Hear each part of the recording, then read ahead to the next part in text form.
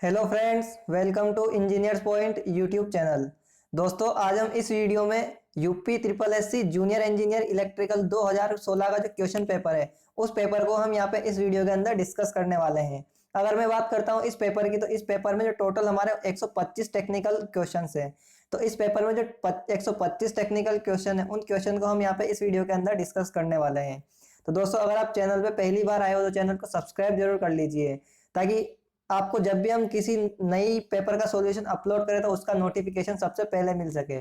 और हमने पिछले वीडियोस में जो हमारे UP triple SC junior engineer 2015 का जो पेपर था इलेक्ट्रिकल का, उसका सॉल्यूशन भी हमने इसी चैनल पे अपलोड कर रखा है। आप चाहो तो उस वीडियो को भी जाकर के देख सकते हो, जो हमने यहाँ पे 2015 के पेपर का सॉल्यूशन अपलोड किया था। उसका लिंक आपको इसी वीडियो के डिस्क्रिप्शन में मिल जाएगा। तो जैसे आप डिस्क्रिप्शन ओपन करोगे तो उसमें आपको UP triple SC junior engineer playlist के नाम से एक प्लेलिस्ट मिलेगी। तो आप जाकर के उस प्लेलिस्ट को ओपन करके उन वीडियोस को भी देख सकते हो। 2015 का जो पेपर था उसका सॉल्यूशन भी आपको उसमें मिल जाएगा। तो यहाँ पे हम इस वीडियो के अंदर 2016 का जो पेपर था उसका सॉल्यूशन करने वाले हैं। तो चलिए दोस्तों, अब हम इस वीडियो को स्टार्ट करते हैं। तो यहाँ पे हमारा पहला जो क्वेश्चन था, हमारा यहाँ पे आपको क्वेश्चन हिंदी और इंग्लिश दोनों में है, तो आपको यहाँ पे लैंग्वेज का कोई इशू नहीं होने वाला है। तो यहाँ पे हमारा जो पहला क्वेश्चन पूछा गया था वो था the function of starter in DC motor. तो हमारी डीसी मोटर होती है, उसमें स्टार्टर जो यूज करते हैं तो उसका काम क्या होता है, तो हम उसको यूज क्यों करते हैं। तो उसका यूज होता है हमारा to limit the starting current. नाम से पता पड़ रहा है स्टार्टर यानी कि स्टार्टिंग में जो करंट होती है उसको लिमिट करने के लिए उपयोग किया जाता है, यानी कि to limit the starting current to safer value. यानी कि ऑप्शन नंबर सी हमारा यहाँ पे सही आंसर हो जाएगा। क्योंकि आपको पता है कि हमारे जो डीसी मोटर होती है, तो डीसी मोटर में जो बैक ईएमएफ की इक्वेशन होती है वो क्या होती है, ईबी बराबर हमारा क्या होता है, Z N P five upon क्या होता है, A60 होता है।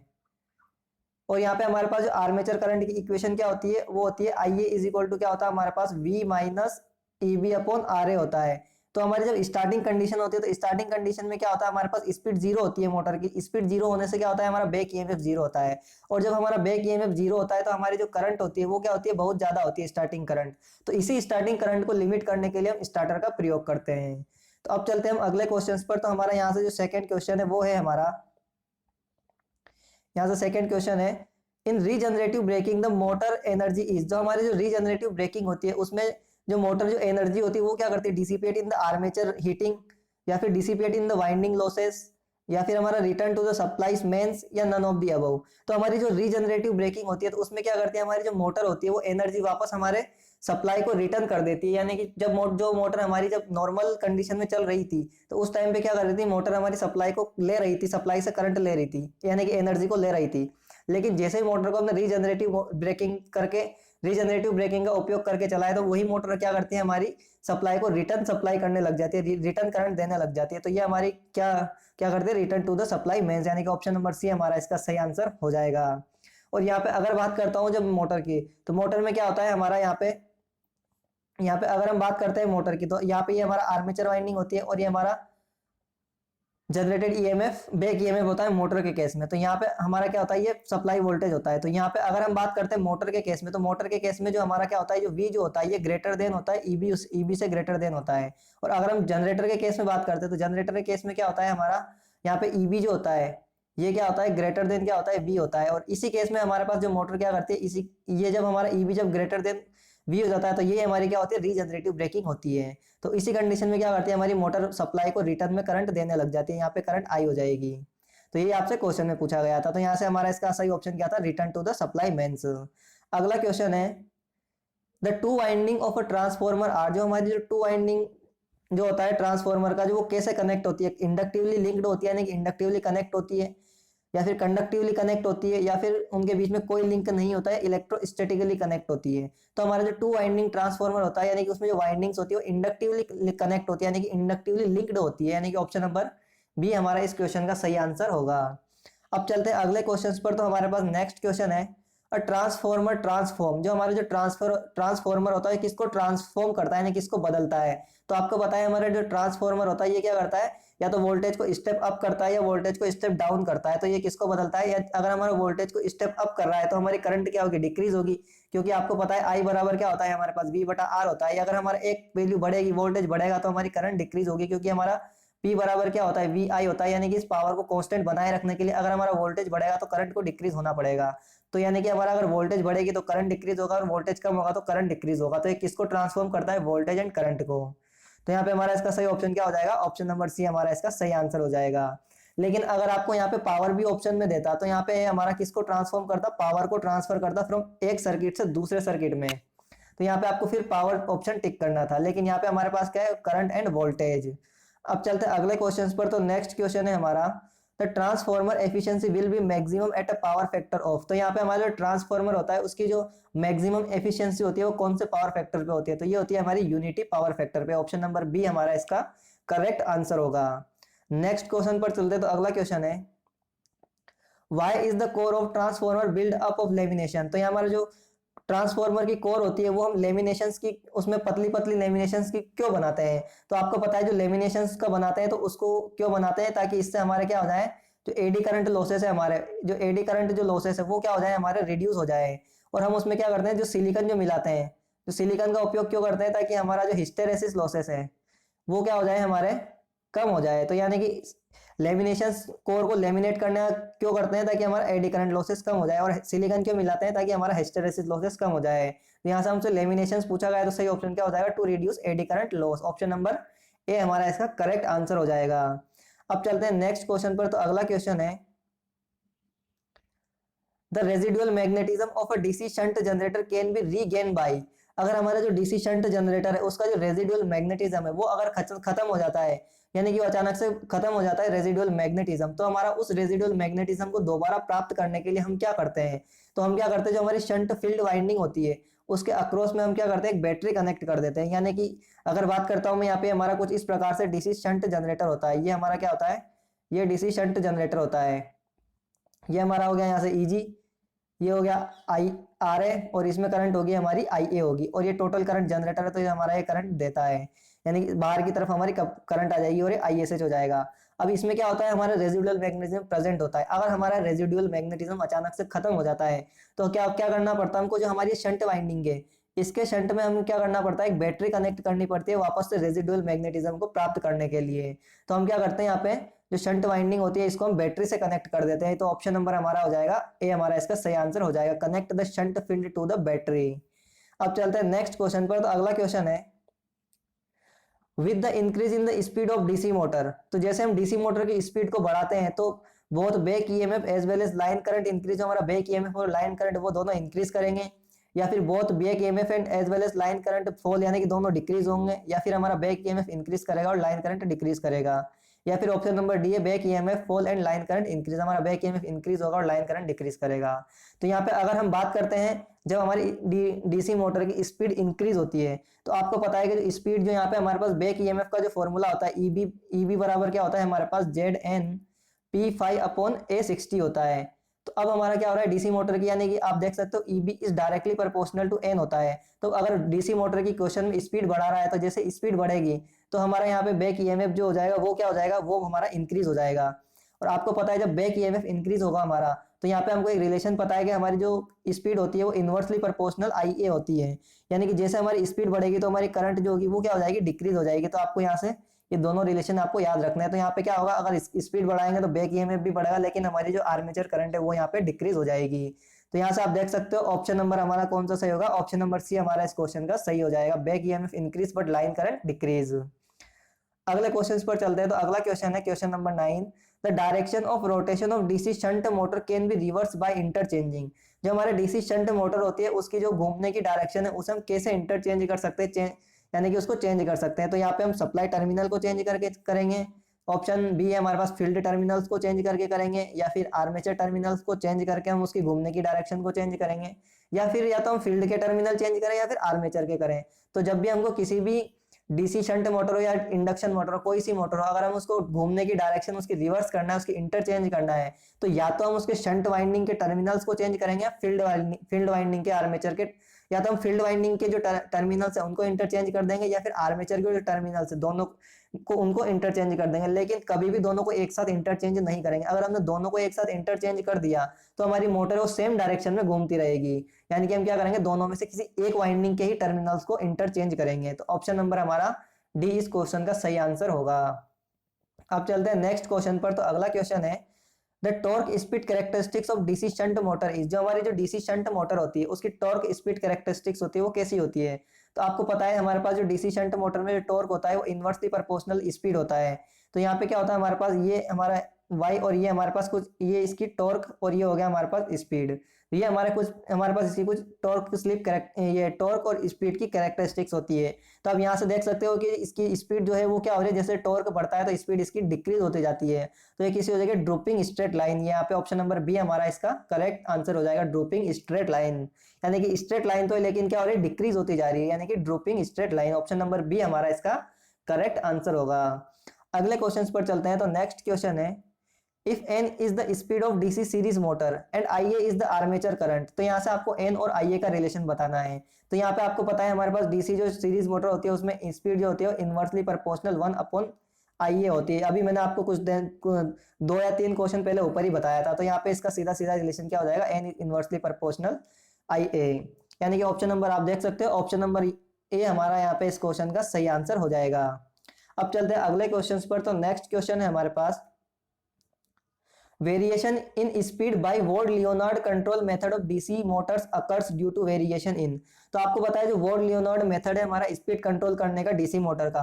तो इसमें हम क्या करते हैं, base below the base speed और अबव द बेस स्पीड दोनों स्पीड पे हम क्या कर सकते हैं, डीसी मोटर की स्पीड को कंट्रोल कर सकते हैं। यानी कि हम कह सकते हैं जो वॉर्ड लियोनार्ड मेथड है इसके द्वारा हमको wide range of speed control प्राप्त होता है।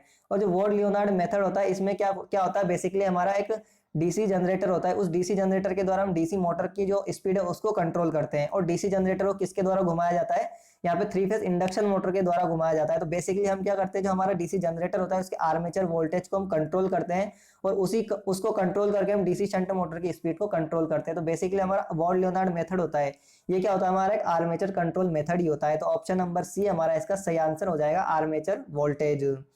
अब चलते हैं नेक्स्ट क्वेश्चन पर। तो अगला क्वेश्चन है lap winding the number of brushes is always the number of pole. तो आपको पता है लैप वाइंडिंग जो होती है, तो लैप वाइंडिंग में नंबर ऑफ पोल कितने होते हैं हमारे, ए बराबर पी होते हैं। यानी कि जितने हमारे पोल होंगे उतने पैरेलल पाथ होंगे और जितने पैरेलल पाथ होंगे उतने ही नंबर ऑफ ब्रशेस की आवश्यकता होगी। तो यहाँ पे कितना हो जाएगा, सेम होंगे। यानी कि ऑप्शन नंबर कितना हो जाएगा हमारा, ऑप्शन नंबर बी हमारा इसका सही आंसर हो जाएगा, सेम एज। अब चलते हैं अगले क्वेश्चन पर। तो क्वेश्चन नंबर 14 है A lap wound DC machine has 400 conductors and 8 pole. The voltage induced per conductor 2 ohm.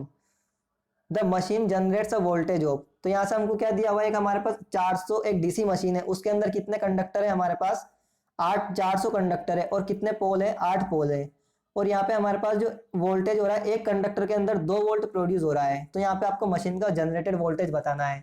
तो आप खुद ही यहाँ पे सोचिए कि हमारे पास एक कंडक्टर के अंदर अगर हमारा 2 वोल्ट प्रोड्यूस होता है तो हमारे पास कितने कंडक्टर हैं। अगर हमारा एक कंडक्टर में 2 वोल्ट प्रोड्यूस हो रहा है, जनरेट हो रहा है, और हमारे पास टोटल 400 कंडक्टर है, तो 400 कंडक्टर के अंदर कितना वोल्टेज प्रोड्यूस हो जाएगा, तो 2 इंटू 400, तो ये कितना हो जाएगा हमारे पास 800 वोल्ट जो है वो प्रोड्यूस हो जाएगा। 800 हमारे पास कितने 400 कंडक्टर के अंदर, क्योंकि एक कंडक्टर के अंदर हमारा कितना हो रहा है 2 वोल्ट हो रहा है। अब हमारे जो डीसी मशीन है ये कौन सी लैप वाउंड मशीन है। तो आपको पता है कि जो लैप वाउंड मशीन होती है उसमें हमारे पास ए बराबर क्या होता है, पी होता है। यानी कि जितने हमारे पास पोल होंगे उतने हमारे पास पैरेलल पाथ भी होंगे। तो यहाँ पे मैं आपको 8 पैरेलल पाथ बना के बता देता हूँ कि ये हमारे पास क्या हो जाएंगे, ये इस प्रकार से हमारे पास 8 पैरेलल पाथ हो जाएंगे। ये हमारे पास क्या है ये हमारे पास क्या है 8 पैरेलल पाथ है। ये हो गया 1 2 3 4 5 6 7 और ये हमारे पास क्या हो गया 8 पैरेलल पाथ हो गया। ये क्या है हमारे सारे पैरेलल में कनेक्टेड है। अब आपको पता है कि जब वोल्टेज होता है हमारा पैरेलल में क्या होता है, सेम होता है। तो यानी कि ये जो कंडक्टर है हमारे, इस हर कंडक्टर के अक्रॉस में कितना वोल्टेज आ जाएगा, 8 आ जाएगा। यानी कि अगर हम एक पोल के अक्रॉस निकालना चाहे तो कितना आ जाएगा, 800/8 आ जाएगा, क्योंकि हमारे पास कितने पोल है 8 पोल है। यानी कि पैरेलल पाथ कितने 8 है। तो यहाँ पे हमारा जो मशीन के द्वारा वोल्टेज जनरेट किया जाएगा वो कितना किया जाएगा 800/8 यानी कि 100 वोल्ट। यानी कि ऑप्शन नंबर आप देख सकते हो कौन सा सही हो जाएगा हमारा, ऑप्शन नंबर हमारा यहाँ पे ए इसका सही आंसर होगा। अब चलते हैं अगले क्वेश्चन पर। तो नेक्स्ट क्वेश्चन है यहाँ पे हमारा question number 15 in a DC machine on no load the magnetic neutral axis is. जो हमारी डीसी मशीन होती है तो उसमें जो नो लोड की कंडीशन होती है उस समय पे हमारा जो मैग्नेटिक न्यूट्रल एक्सिस होता है, यानी कि हमारा जो एमएनए होता है वो हमारा कहाँ पे होता है। तो अगर बात करते हैं हम नो लोड के केस में, एमएनए और जीएनए हमारे क्या होते हैं, एक ही एक्सिस पे होते हैं। यानी कि मैं यहाँ पे अगर डायग्राम की बात करते हैं तो यहाँ पे हमारे पास ये क्या हो गया आर्मेचर हो गया, और यहाँ पे हमारा ये हमारे इस साइड हमने मान लिया इधर हमारा क्रॉस है, और ये हमारा क्या बन गया, इधर डॉट बन गई है। तो जब नो लोड की कंडीशन होती है तो नो लोड की कंडीशन में क्या होता है, हमारा जो जी एन ए जो होता है और जो हमारा एम एन ए होता है, दोनों क्या होता है, सेम एक्सिस पे होते हैं। ये किस कंडीशन की बात कर रहा हूँ मैं, नो लोड कंडीशन में बात कर रहा हूँ। और ये क्या होता है हमारा, ये फाई एफ होता है। तो यानी कि हमारी जो नो लोड की कंडीशन होती है इसमें जीएनए और एमएनए हमारे सेम एक्सिस पे होते हैं। तो ये क्या होता है, को इंसाइड होते हैं। यानी को इंसाइड का मतलब होता है सेम एक्सिस पे होते हैं। यानी कि ऑप्शन नंबर सी हमारा इसका सही आंसर हो जाए, को इंसाइड विद न्यूट्रल एक्सिस। को इंसाइड का मतलब होता है यहाँ पे हमारा सेम एक्सिस पे होते हैं, यानी कि दोनों क्या होते हैं, एक ही एक्सिस पे होते हैं। अगले क्वेश्चन पर चलते हैं। तो अगला क्वेश्चन है, अंडर कम्यूटेशन रिजल्ट इन, जो हमारा अंडर कम्यूटेशन होता है उसके कारण क्या होता है। तो यहाँ पे क्या होता है कि हमारे पास जो जब कम्यूटेशन होता है तो यहाँ पे वापस से हम डायग्राम बना लेते हैं। ये हमारे पास क्या होता है, हमने आर्मेचर बना लिया, ये हमारा क्या हो गया, जीएनए हो गया। ये हमारा मान लिया हमने इधर क्रॉस है और ये हमारा यहाँ पे डॉट है। तो यहाँ पे क्या होता है, ये हमारे पास पोल है, ये हमारे पास एन पोल हो गया और ये एस पोल था। तो यहाँ पे हमारे पास जब आर्मेचर रिएक्शन होती है तो हमारे पास ये क्या होता है, जो जीएनए जो एमएनए वो हमारा शिफ्ट हो जाता है। और जो हमारा एमएनए शिफ्ट हो जाता है किस डायरेक्शन में, जिस डायरेक्शन में जनरेटर रोटेट करता है। और अगर मोटर की बात करेंगे तो ये मोटर के घूमने की अपोजिट डायरेक्शन में शिफ्ट होता है। यहाँ पे हम जनरेटर केस लेके चल रहे हैं। तो यहाँ पे हमारा ये क्या होता है, इस जो ये जो हमारा जिस डायरेक्शन में घूमता है उस डायरेक्शन में जो पहली जो फर्स्ट में जो पोल आता है वो हमारा कौन सा होता है, ये होता है हमारा लीडिंग पोल टिप होता है। ये क्या होता है, हमारा लीडिंग पोल टिप होता है। और जहाँ पे पीछे छोड़ता हुआ निकलता है तो ये कौन सा होता है, हमारा ट्रेलिंग पोल टिप होता है। तो यहाँ पे अगर बात करते हैं हम, तो यहाँ पे हमारा जो लीडिंग पोल टिप होता है, तो लीडिंग पोल टिप पे क्या होती है, हमारे ये जो एरिया है हमारा, ये जो लीडिंग पोल टिप है, ये जो एरिया है हमारा लीडिंग पोल टिप है, यहाँ पे हमारे जो फ्लक्स डेंसिटी बी जो है वो कम होती है। और हमारा जो ट्रेलिंग पोल टिप है, यहाँ पे जो फ्लक्स डेंसिटी जो होती है वो क्या होती है, ज्यादा होती है। यानी कि हमारे जो अगर बात करते हैं हम यहाँ पे जो डीसी मशीन होती है तो इसमें क्या होता है, ओवरऑल जो अगर बात करते हैं तो इसमें जो ओवरऑल जो यहाँ पे हमारे पास फ्लक्स डेंसिटी होती है वो डिक्रीज ज्यादा होती है और इंक्रीज कम होती है। यानी कि जो अगर बात करते हैं, अगर हमारे पास इंक्रीज कम हुई और डिक्रीज ज्यादा हुई तो ओवरऑल हमारी जो फ्लक्स डेंसिटी होगी वो क्या हो जाएगी, हमारी डिक्रीज हो जाएगी। तो इसी कारण से हमारे पास जो क्या होता है कि जो हमारी जो पोल टिप है इस पे क्या होती है, हमारी स्पार्किंग प्रोड्यूस होती है। क्योंकि हमारे जो फ्लक्स जितनी डिक्रीज हुई थी उतनी इंक्रीज नहीं हुई है, इसी कारण से हमारी ओवरऑल फ्लक्स डेंसिटी हुई वो क्या होगी, डिक्रीज होगी। इसी कारण से हमारी जो क्या होता है, जो हमारे जो ये जो पोल टिप है, इन पोल टिप पे क्या होती है, हमारी स्पार्किंग प्रोड्यूस होती है। तो ये किसका कारण होता है, हमारा आर्मेचर रिएक्शन के कारण होता है।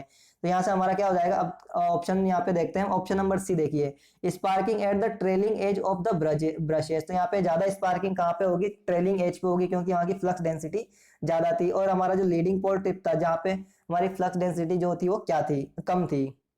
अब चलते हैं नेक्स्ट क्वेश्चन पर। तो अगला क्वेश्चन है हमारे पास, the armature current in DC shunt generator gives as. जो हमारे पास डीसी शंट जनरेटर होता है उसमें आर्मेचर करंट की इक्वेशन क्या होती है। तो यहाँ पे हमारे पास डीसी शंट जनरेटर में आर्मेचर करंट की जो इक्वेशन होती है, आई ए बराबर क्या होता है हमारे पास, ई जी माइनस वी अपॉन आर ए। ये हमारे पास यहाँ पे इसकी डीसी शंट जनरेटर में आर्मेचर करंट की इक्वेशन होती है। तो यहाँ पे हमारे पास ऑप्शन नंबर कौन सा सही हो जाएगा, ऑप्शन नंबर सी हमारे पास इसका सही ऑप्शन हो जाएगा। यहाँ पे ई ए नहीं होगा, यहाँ पे हमारा ई ए की जगह क्या होगा, आर ए होगा। तो यहाँ पे आप इसको सही कर लीजिए, यहाँ पे ई ए नहीं होगा, आर ए होगा। तो हमारा ऑप्शन नंबर सी इसका करेक्ट आंसर हो जाएगा। अब चलते हैं अगले क्वेश्चन पर। तो नेक्स्ट क्वेश्चन है,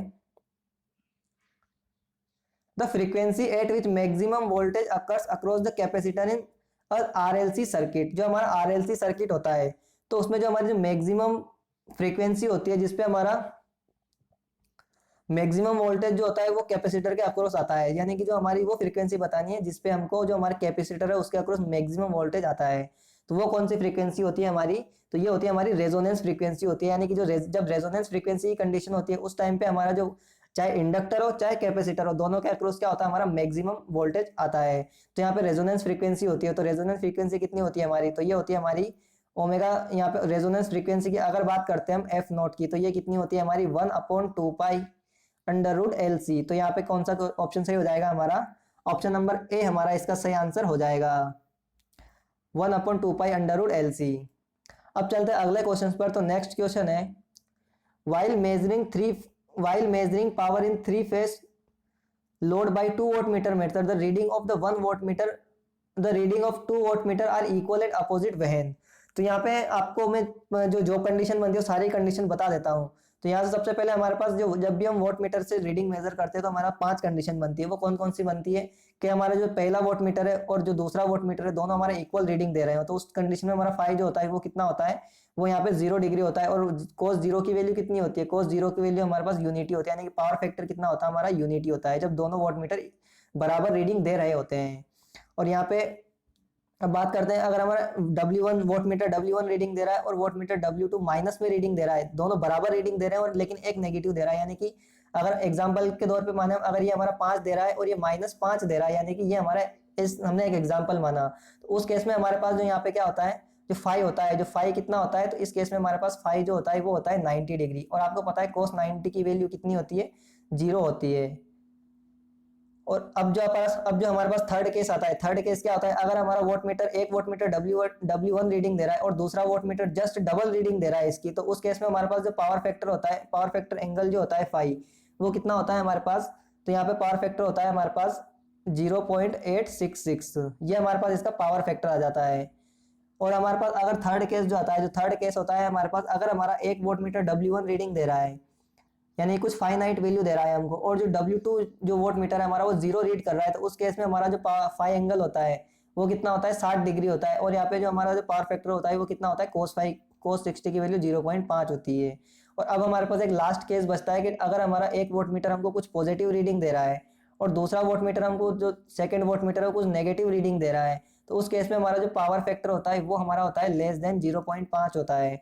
तो ये मैंने आपको पांचों कंडीशन बता दी। अब बात करता हूं मैं यहाँ पे जो क्वेश्चन की, तो क्वेश्चन में यहाँ से 2 वोट मीटर की बात करिए और दोनों वोट मीटर इक्वल रीडिंग दे रहे हैं बट अपोजिट दे रहे हैं, जो सेकंड वाला केस था, यानी कि W1 बराबर -W2, ये वाली इस वाले केस की बात की गई है। तो यहाँ पे हमारा फाई कितना हो जाएगा, फाई हो जाएगा हमारा यहाँ पे सेकंड वाले केस में 90 डिग्री हो जाएगा।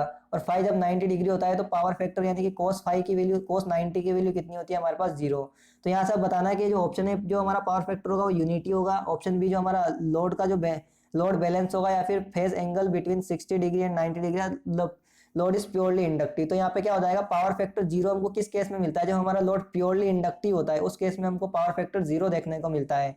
क्योंकि आपको पता है अगर प्योरली इंडक्टिव केस है तो इंडक्टिव केस में क्या होता है, वोल्टेज और करंट के बीच में क्या होता है हमारा बिल्कुल 90 डिग्री का एंगल होता है, यानी कि वोल्टेज आगे होता है इंडक्टर के केस में, करंट पीछे होती है, यानी कि प्योरली 90 डिग्री। और जो कोस 90 की वैल्यू कितनी होती है, तो कोस 90 की वैल्यू कितनी होती है हमारे पास, 0 होती है।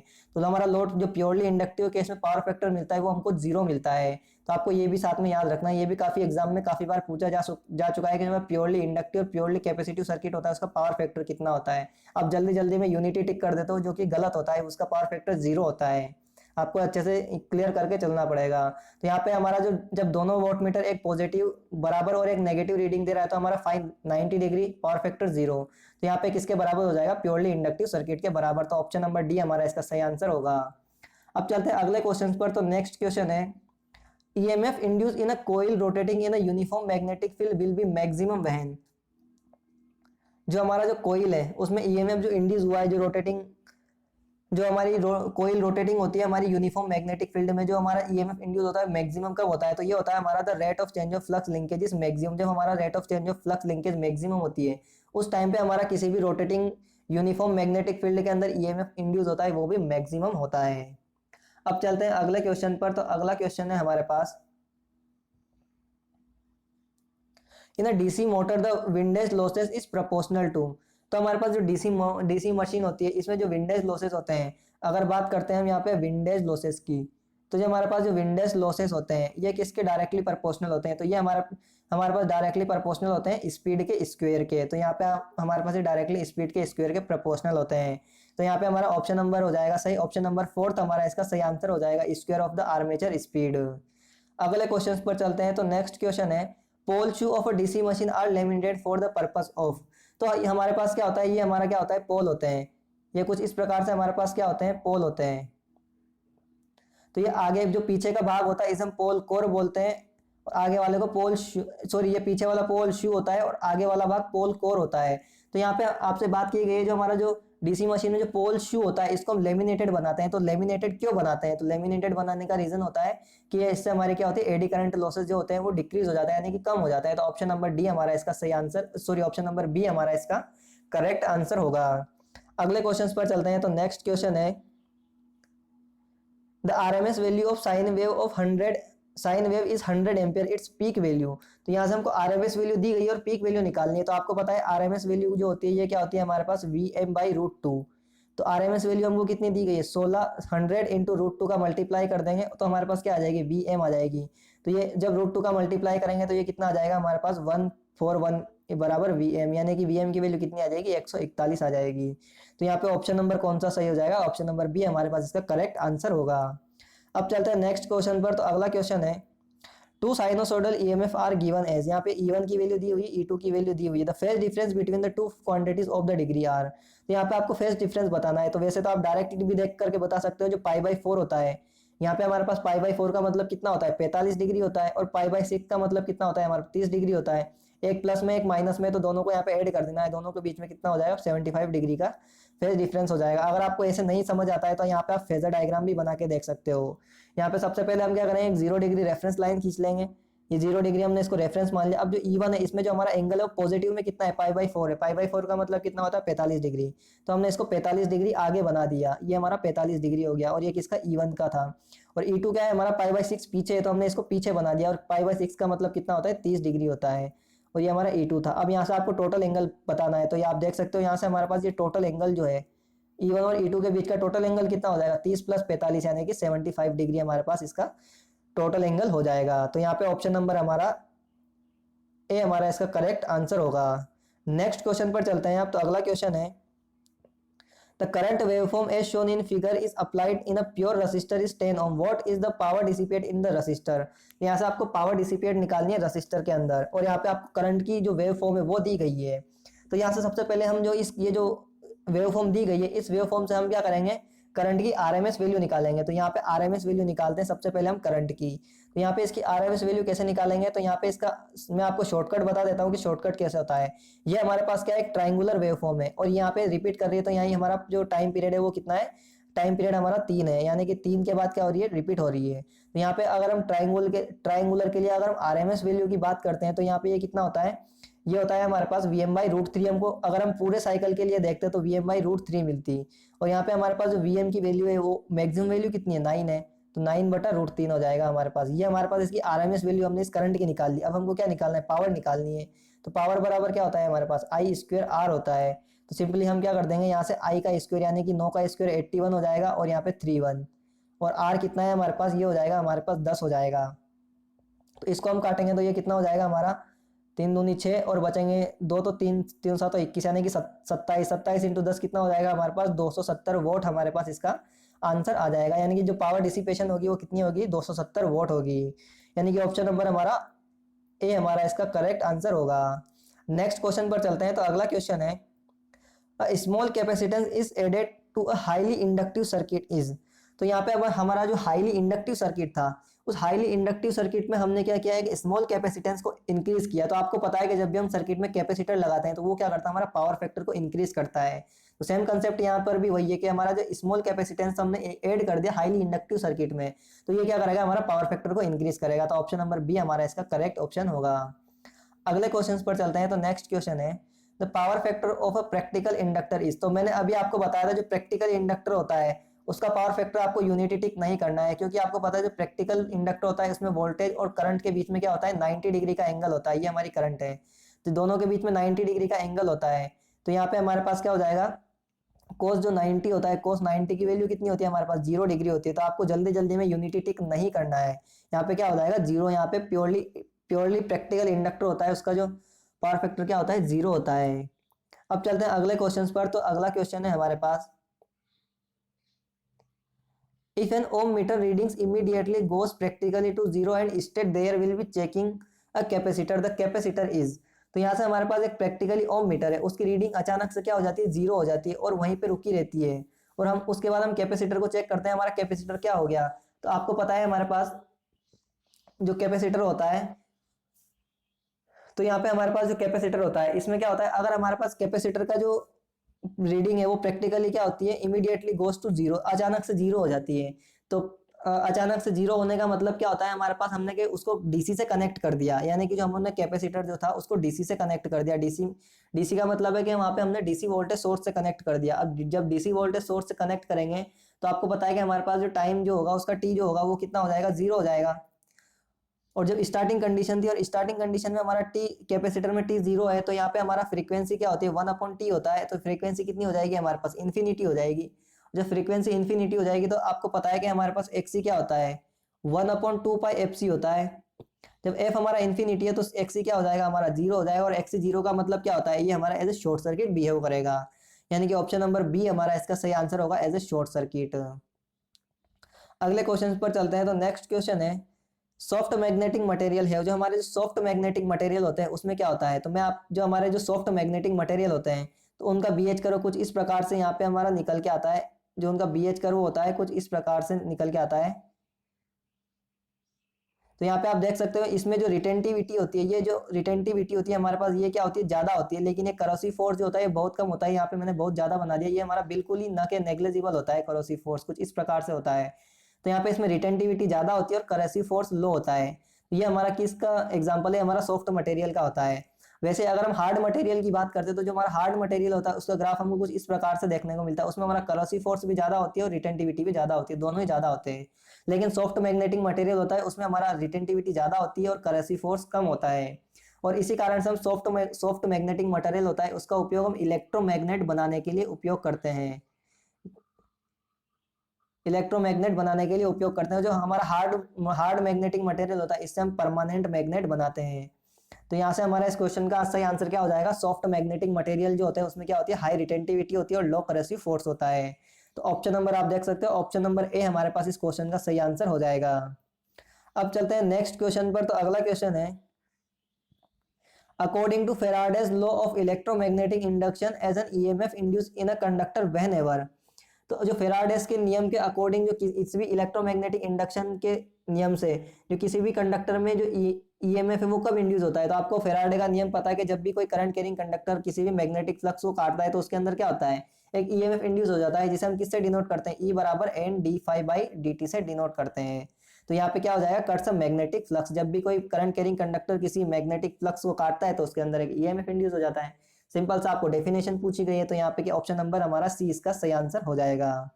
नेक्स्ट क्वेश्चन पर चलते हैं। तो अगला क्वेश्चन है, if the two conductor carry current in opposite direction there will B.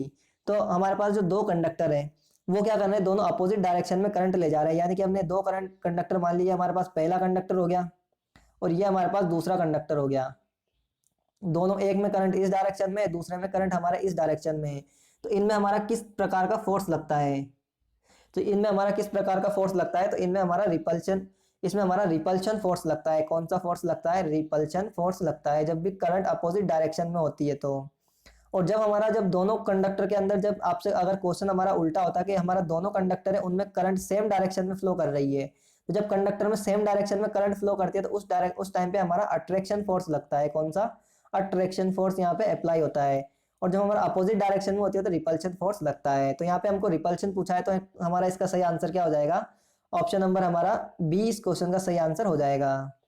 अब चलते हैं अगले क्वेश्चन पर। तो नेक्स्ट क्वेश्चन है, inductance has the dimension of. तो इंडक्टेंस की जो डायमेंशन है वो पूछी गई, यानी कि इंडक्टेंस की यूनिट पूछी गई है। तो आपको पता है एल बराबर क्या होता है, हमारे पास एन फाई अपॉन आई होता है, सिंपल सा। यहाँ पे हमने एन जो हमारे पास नंबर ऑफ टर्न होते हैं इसको हमने अभी 1 मान लेते हैं कुछ समय के लिए। अगर हमने इसको 1 मान लिया तो क्या हो जाएगा, फ्लक्स अपॉन में क्या हो जाएगा, करंट हो जाएगा। यहाँ पे सिंपल सी डायमेंशंस पूछी गई है तो यहाँ पे क्या हो जाएगा, फ्लक्स अपॉन करंट। तो ऑप्शन नंबर ए हमारा इसका सही आंसर होगा।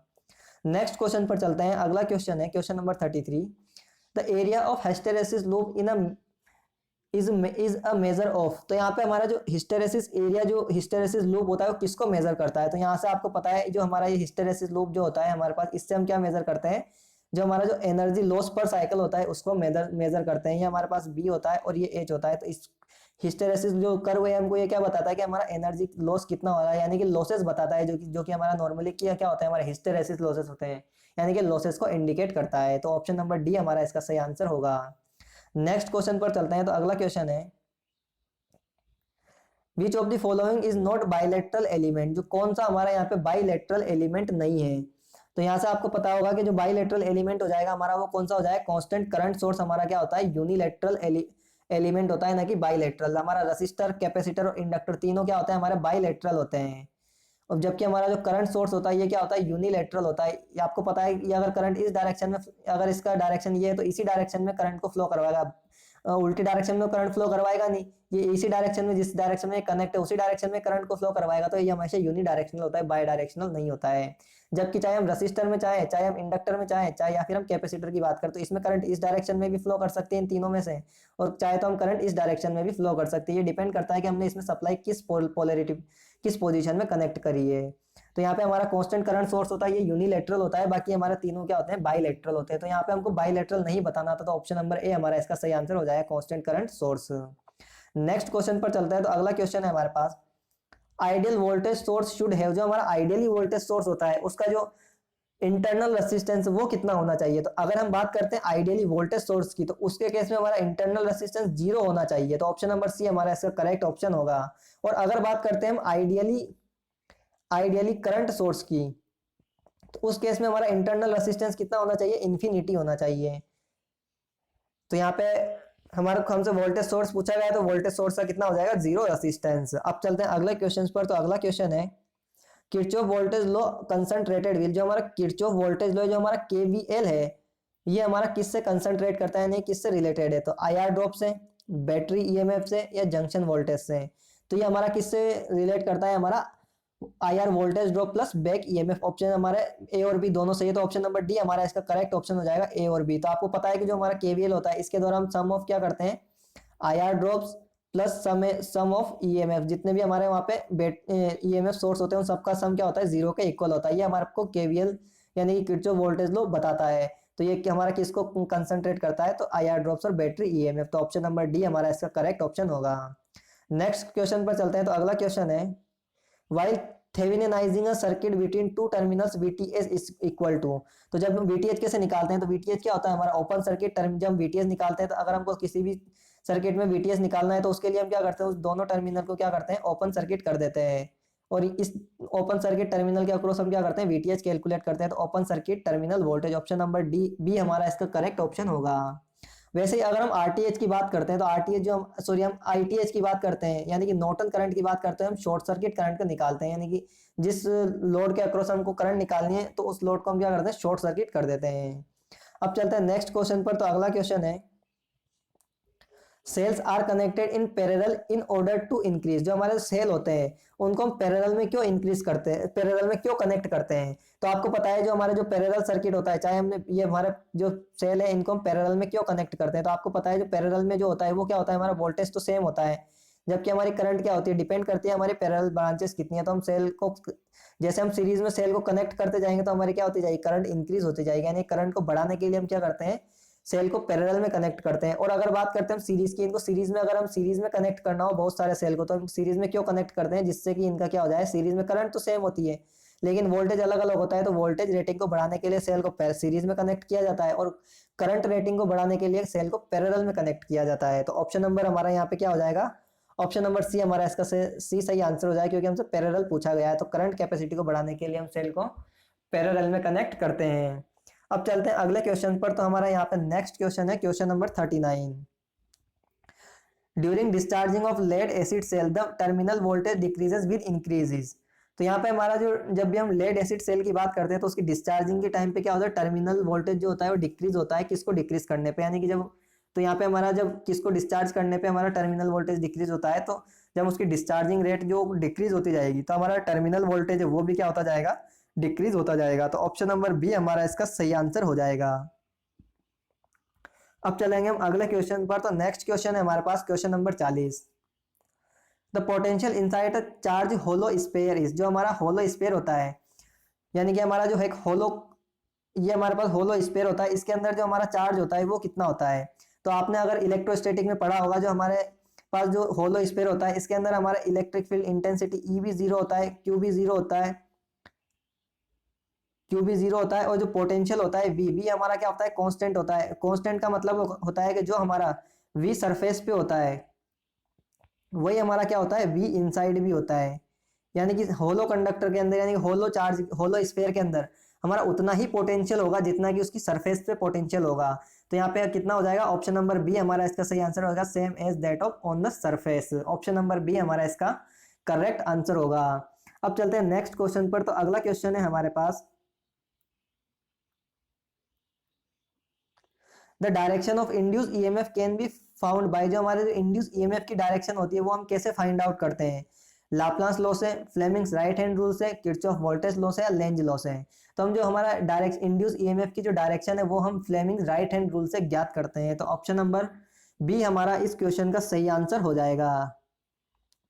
नेक्स्ट क्वेश्चन पर चलते हैं। तो अगला क्वेश्चन है हमारा, resistance of a copper wire always increase if, जो हमारा कॉपर वायर होता है उसका रेसिस्टेंस कब इंक्रीज करता है? तो आपको पता है कॉपर क्या है, हमारा एक मटेरियल है, यानी कि एक हमारा क्या है, हमारा मेटल है, और मेटल का जो टेम्परेचर कोफिशिएंट होता है, यानी कि कंडक्टर है, जो कंडक्टर का जो टेम्परेचर कोफिशिएंट होता है वो क्या होता है, टेम्परेचर जो कोफिशिएंट होता है इसका वो क्या होता है, पॉजिटिव होता है।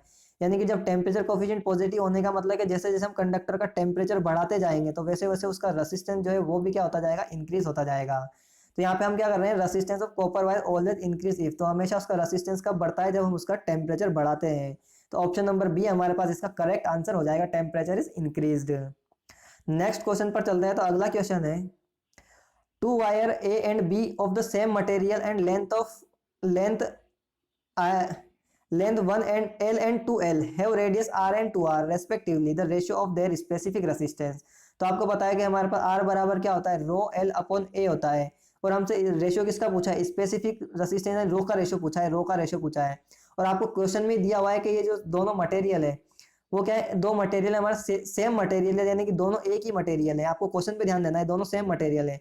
जब हमारा मटेरियल सेम हो गया यानी कि दोनों ही सेम हो गए रो, तो ये हमारा उसका रेशियो क्या हो जाएगा, 1:1 हो जाएगा। आपको सोल्व ही नहीं करना है इस क्वेश्चन को, तो आपको क्वेश्चन में बस ध्यान से पढ़ना है। आपसे क्वेश्चन क्या दिया हुआ है, सेम मटेरियल का मतलब हो गया आपका जो रो जो रेसिस्टिविटी है वो सेम होती है, और रो ही क्या होती है हमारी मटेरियल पे, टाइप ऑफ मटेरियल पे डिपेंड करती है। जब हमारा type of material he same है तो हमको रेशियो निकालने की जरूरत नहीं है, जब क्योंकि हमारा दोनों क्या हो जाएगा, सेम मटेरियल के, तो उनका रेशियो भी सेम होगा। तो ऑप्शन नंबर ए हमारा इसका सही आंसर हो जाएगा। अगले क्वेश्चन पर चलते हैं। तो नेक्स्ट क्वेश्चन है, Ohm's law in point from in field theory can be expressed as. तो यहाँ पे हमको जो फील्ड थ्योरी होती है उसमें ओम का नियम किस प्रकार यहाँ पे दिया जाता है? तो यहाँ पे हमारे पास जो फील्ड थ्योरी होती है उसमें ओम का नियम जो दिया जाता है, जे बराबर सिग्मा इंटू ई, इस प्रकार हमारे पास फील्ड थ्योरी में ओम का नियम लिखा जाता है। यहाँ पे जे क्या होता है, हमारे पास करंट डेंसिटी होती है, ये क्या होता है हमारे पास करंट डेंसिटी होती है। और यहाँ पे हमारे पास जो सिग्मा जो होता है, ये जो सिग्मा क्या होता है, ये होता है हमारे पास कंडक्टिविटी होती है मटेरियल की, यानी कि हम कह सकते हैं कंडक्टिविटी ऑफ मटेरियल क्या होता है, सिग्मा होता है। और ई क्या होता है हमारे पास, ई होता है हमारे पास इलेक्ट्रिक फील्ड होता है, ये क्या होता है हमारे पास, इलेक्ट्रिक फील्ड। तो यहाँ से हमको जो फील्ड थ्योरी है उसमें ओम का नियम बताना है कैसे लिखा जाता है। तो ऑप्शन नंबर कौन सा सही हो जाएगा, ऑप्शन नंबर हमारा सी यहाँ पे सही आंसर हो जाएगा, सिग्मा बराबर जे बराबर sigma into E. Next question पर चलते हैं। तो अगला क्वेश्चन है हमारे पास, which of the following relation is not correct. यहाँ से आपको गलत रिलेशन बताना है। तो यहाँ से हमारे पास जो फर्स्ट ऑप्शन है यहाँ पे क्या होता है, P बराबर होता है V स्क्वायर बाई R होता है, तो यही हमारा गलत ऑप्शन हो जाएगा। P बराबर V है, ये हमारा सही है। P बराबर I स्क्वायर R होता है, तो यहाँ पे I निकालेंगे तो P upon R under root हो जाएगा। और P बराबर V स्क्वायर बाई R होता है, तो यहाँ पे V निकालेंगे तो under root P into R, ये भी सही है। तो यहाँ पे गलत कौन सा हो जाएगा हमारा, P बराबर V अपॉन R स्क्वायर। तो यानी कि ऑप्शन नंबर ए हमारा इस क्वेश्चन का सही आंसर हो जाएगा। अगले क्वेश्चन पर चलेंगे। तो नेक्स्ट क्वेश्चन है हमारे पास, in the figure below the value of R. तो यहाँ से हमको ये जो आर दिया हुआ है इसकी वैल्यू निकालनी है इस फिगर के अंदर। तो सिंपल सा आपको क्या करना है, दोनों रेसिस्टेंस जो है इसको पैरेलल सोल्व करना है। तो पैरेलल सोल्व करेंगे 10 का पैरेलल कितना हो जाएगा, 5 ओम हो जाएगा। तो आप सिंपल सा क्या करेंगे, पूरे जो लूप है इसमें केवीएल लगा लेंगे, सॉरी केसीएल लगा लेंगे। तो आर बराबर क्या हो जाएगा हमारा, ये हो जाएगा हमारा यहाँ पे 5 प्लस आर बराबर क्या हो जाएगा, वी वोल्टेज कितना है 100/I 8। तो यहाँ से आर बराबर कितना आ जाएगा हमारा, जब हम इसको सोल्व करेंगे तो ये कितना हो जाएगा 100/8 माइनस 5। तो यार जब हम इसको सोल्व करेंगे तो आर की वैल्यू हमको कितनी मिल जाएगी यहाँ से सोल्व करके, तो ये हमको यहाँ से मिल जाएगी 7.5 ओम मिल जाएगी। तो ऑप्शन नंबर हमारा इसका कौन सा सही हो जाएगा, ऑप्शन नंबर हमारा सी इस क्वेश्चन का सही आंसर हो जाएगा, यानी कि ऑप्शन नंबर सी हमारा इसका सही आंसर होगा। अब चलते हैं अगले क्वेश्चन पर। तो अगला क्वेश्चन है हमारे पास क्वेश्चन नंबर 47, द रिटेंटिविटी यानी कि property of a material is useful for the construction of. तो मैंने अभी आपको बताया था जो रिटेंटिविटी होती है वो किसके कंस्ट्रक्शन के लिए उपयोग होती है, परमानेंट मैग्नेट के कंस्ट्रक्शन के लिए उपयोग होती है। और मैंने अभी आपको बताया था कि जो परमानेंट मैग्नेट होती है उसमें हमारी रिटेंटिविटी भी हाई होती है और जो करसिव फोर्स होता है वो भी हाई होता है, यानी और हमारा जो सॉफ्ट मैग्नेटिक मटेरियल होता है उसमें क्या होती है, हमारी रिटेंटिविटी तो हाई होती है लेकिन करसिव फोर्स लो होता है। तो यहाँ से हमको पूछा गया है ये कि यूजफुल कहाँ होती है, तो ये मैंने अभी आपको बीएच कर्व बनाया था, ये हमारे को इस प्रकार बीएच कर्व आया था।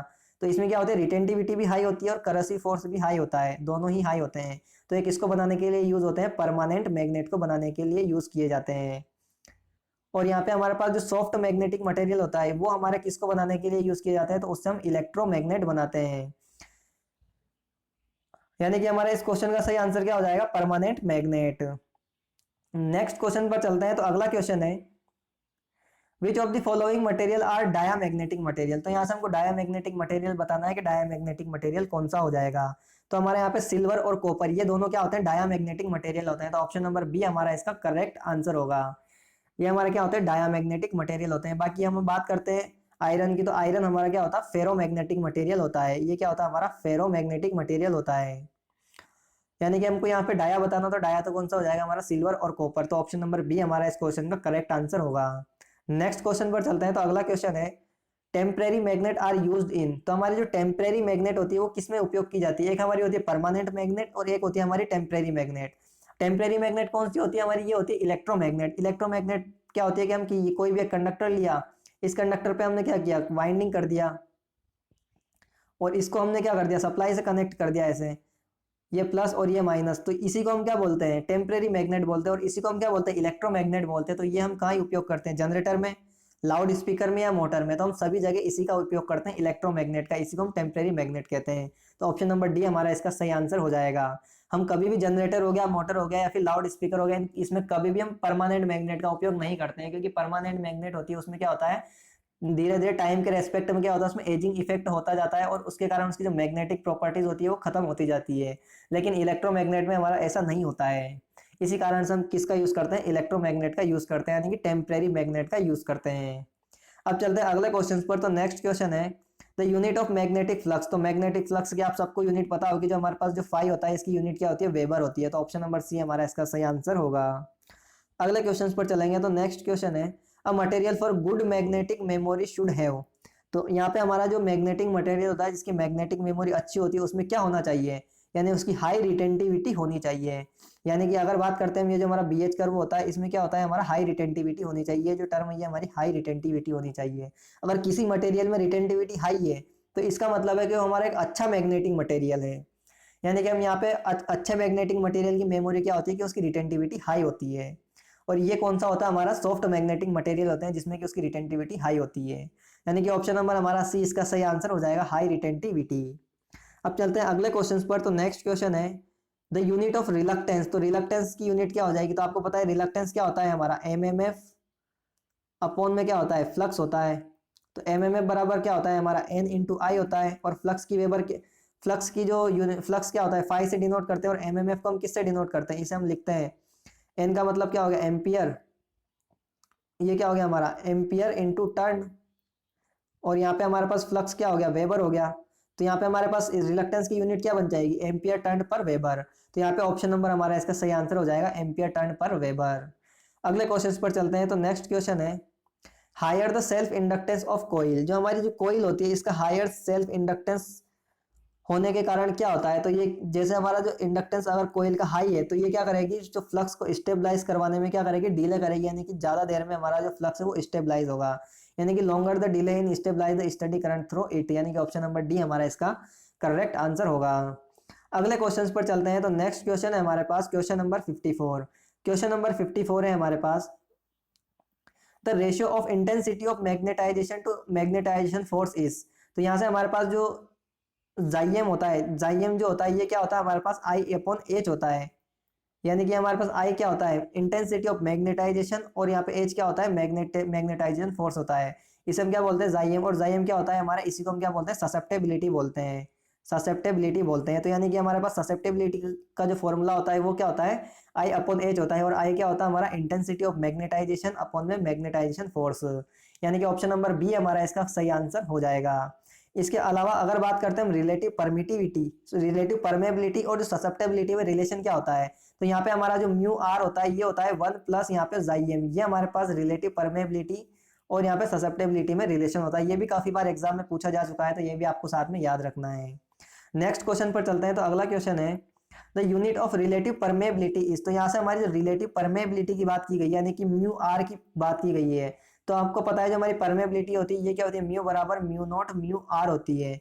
यहाँ पे हमारे पास म्यू नोट क्या होती है, एब्सोल्यूट परमेबिलिटी होती है, जिसकी यूनिट क्या होती है, हेनरी पर मीटर होती है। लेकिन म्यू आर क्या होता है, रिलेटिव परमेबिलिटी होती है, जिसकी कोई भी यूनिट नहीं होती है, यानी कि नो यूनिट, यानी कि इसकी क्या होती है, कोई भी यूनिट नहीं होती है, यानी कि नो यूनिट, यानी कि क्या होता है, यूनिट लेस होती है परमेबिलिटी।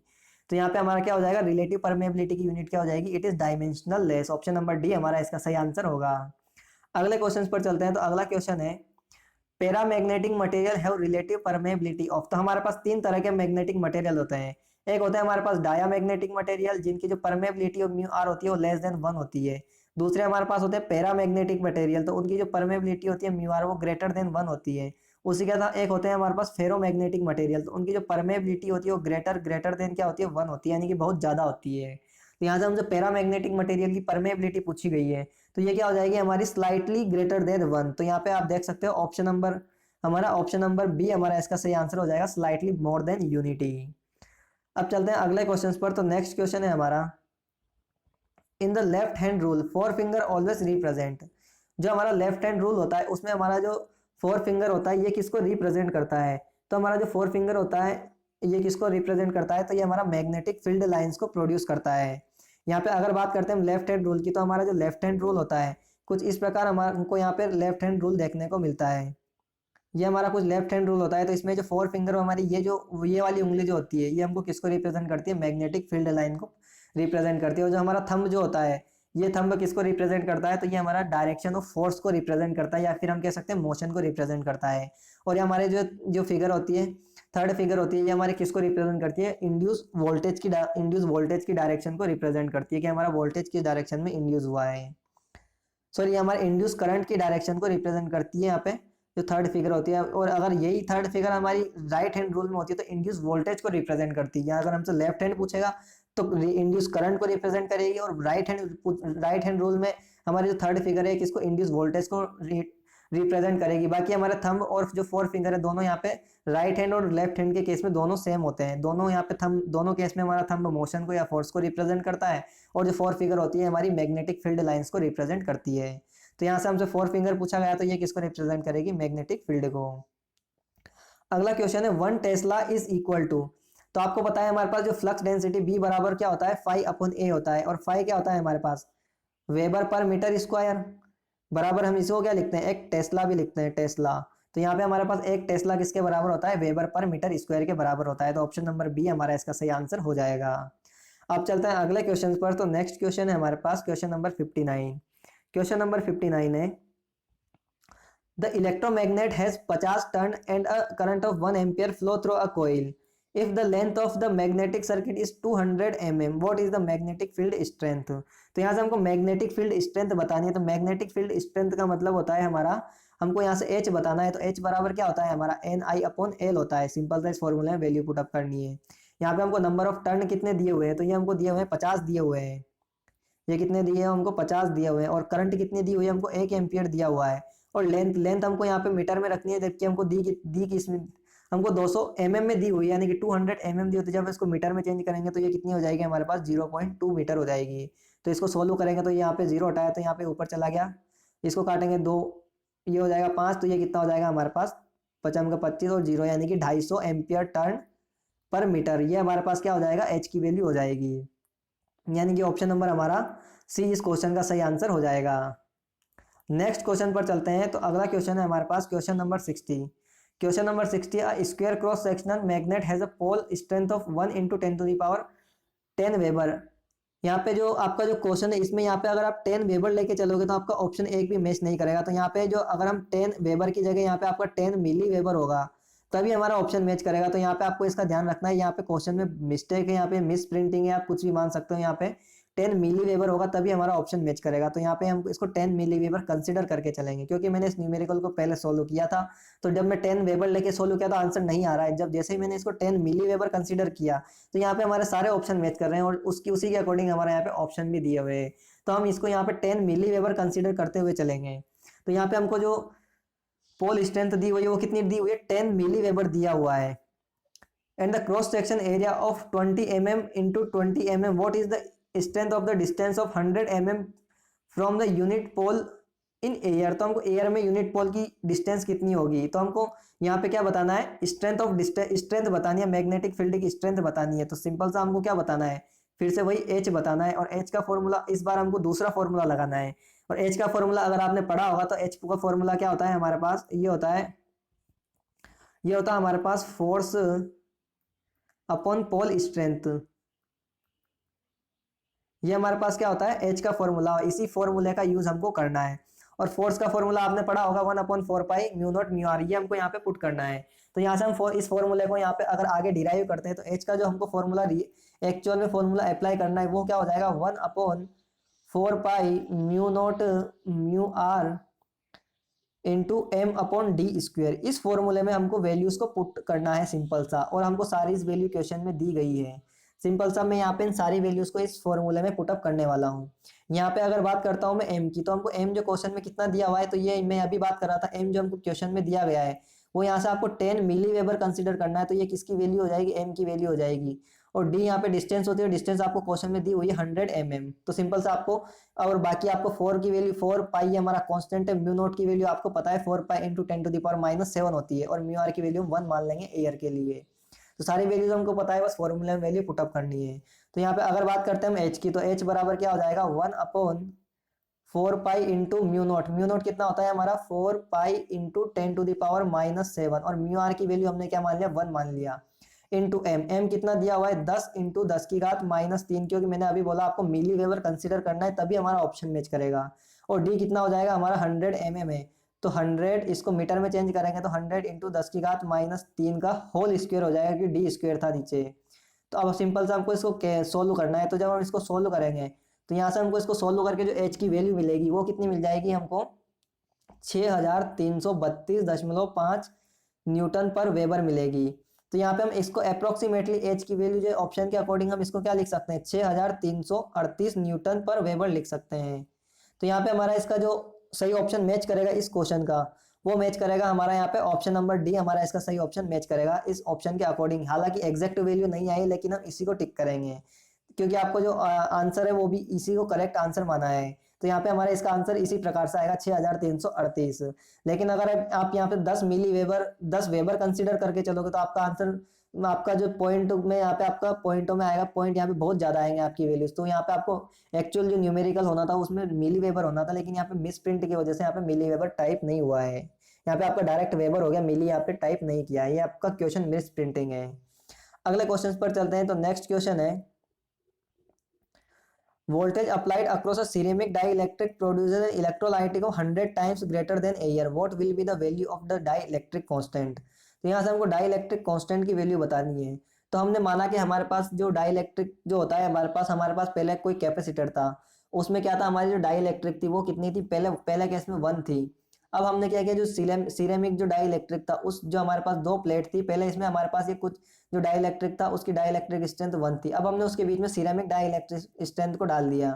तो जैसे हमने सिरेमिक डाइलेक्ट्रिक स्ट्रेंथ को डाला तो हमारे पास उसकी डाइलेक्ट्रिक जो स्ट्रेंथ है, उस जो मटेरियल की जो हमारा कैपेसिटर की जो डाइलेक्ट्रिक स्ट्रेंथ है वो कितनी होगी, 100 टाइम्स होगी।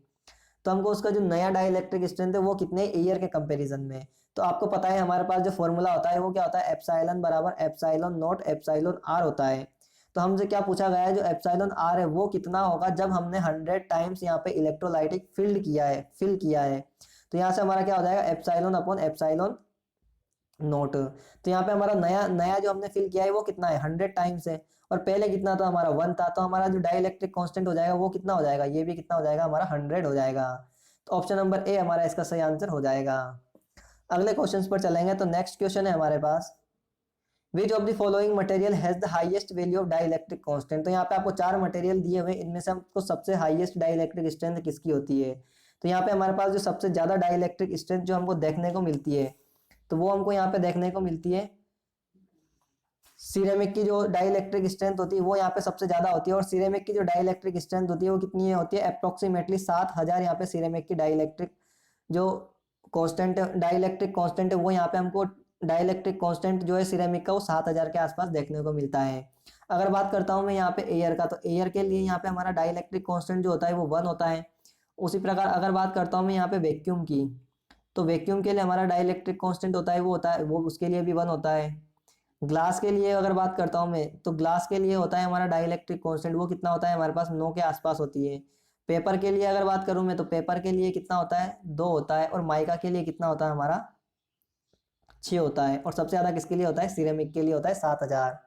तो यहाँ पे हमारा इस क्वेश्चन का सही आंसर क्या हो जाएगा, ऑप्शन नंबर ए हमारा इस क्वेश्चन का सही आंसर हो जाएगा। अब चलते हैं नेक्स्ट क्वेश्चन पर। तो अगला क्वेश्चन है हमारा, electric field intensity is a quantity of, जो हमारी इलेक्ट्रिक फील्ड इंटेंसिटी है, यानी कि ई जो है हमारी इलेक्ट्रिक फील्ड इंटेंसिटी, ई जो है हमारी ये किस प्रकार की क्वांटिटी, तो ये हमारी एक वेक्टर क्वांटिटी होती है, यानी कि ऑप्शन नंबर बी हमारा इसका सही आंसर हो जाएगा। अगर आपसे इलेक्ट्रिक पोटेंशियल पूछता है, यहाँ पे इलेक्ट्रिकल पोटेंशियल अगर आपसे क्वेश्चन में पूछता है, जो इलेक्ट्रिकल पोटेंशियल होता है हमारा, ये कौन सा होता है, ये स्केलर क्वांटिटी होती है। यानी कि अगर आपको याद रखना है, अगर इलेक्ट्रिकल पोटेंशियल पूछेगा या पोटेंशियल यानी कि वोल्टेज पूछेगा, तो वो एक स्केलर क्वांटिटी होगी। इलेक्ट्रिक फील्ड इंटेंसिटी पूछेगा तो एक वेक्टर क्वांटिटी होगी। आपको दोनों में डिफरेंस याद रखना है। अब चलते हैं अगले क्वेश्चन पर। तो नेक्स्ट क्वेश्चन है, the capacitor preferred for high frequency circuit is, जो हमारा हाई फ्रीक्वेंसी जो होती है, हाई फ्रीक्वेंसी सर्किट होता है, उसके लिए किस प्रकार का कैपेसिटर को यहाँ पे प्रीफर किया जाता है, तो हाई फ्रीक्वेंसी के लिए हमेशा माइका कैपेसिटर का उपयोग किया जाता है। तो ऑप्शन नंबर सी इस क्वेश्चन का करेक्ट आंसर होगा। और जो यहाँ पे जो हमारे पास माइका जो कैपेसिटर होता है, इसकी जो रेंज होती है वो कितनी होती है, 10 पिको फेरड से लेकर के ये होती है हमारी 5000 पिको फेरड तक इसकी रेंज हमको देखने को मिलती है।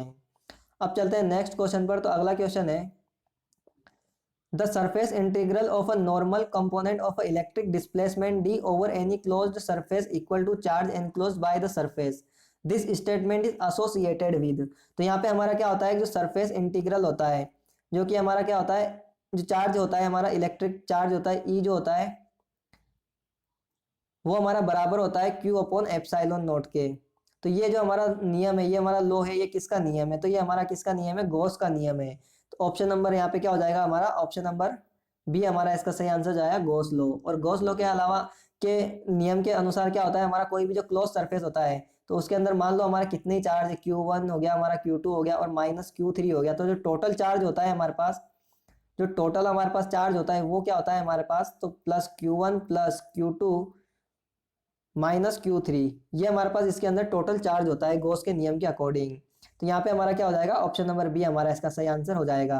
तो दोस्तों हमने इस वीडियो में जो 65 क्वेश्चन थे उनको हमने यहाँ पे डिस्कस किया है। बाकी के जो रिमेनिंग क्वेश्चन हमारे बचते हैं उन क्वेश्चन को हम पार्ट 2 के अंदर डिस्कस करेंगे। तो अगर आपको हमारा ये वीडियो अच्छा लगा है तो वीडियो को लाइक जरूर करो, चैनल में पहली बार आए तो चैनल को सब्सक्राइब जरूर कर लीजिए। मिलते हैं नेक्स्ट वीडियो में, तब तक के लिए बने रहे हमारे साथ। धन्यवाद।